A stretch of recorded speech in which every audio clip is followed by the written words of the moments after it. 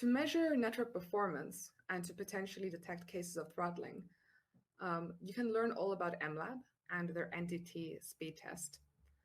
The reason why I've included UNI here is because we collaborate closely with MLab on this front, and the NTT test that was developed in collaboration with MLab is also integrated in the UniProbe apps.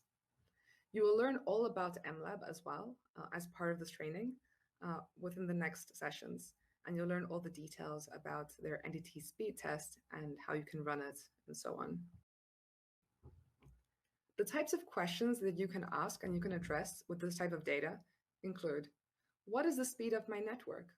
So for example, if you are experiencing poor network performance and you're wondering if this is normal or not, you could run a speed test.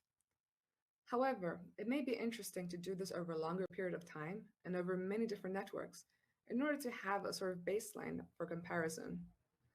To this end, other questions include, how does the average speed of my network compare to other networks? For example, is the speed of your network comparable to that of Vodafone or Airtel or MTN? Who has which provider has the best internet in that sense? Another question is, how does the average speed compare over time?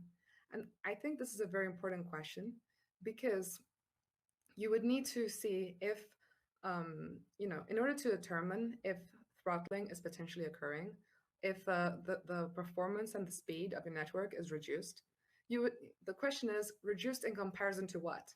You would have to compare it with previous levels. And this is why it is important to run these tests on an ongoing basis over a long period of time in order to be able to detect any changes in the average speed levels and to be able to more accurately infer potential cases of throttling and other forms of interference.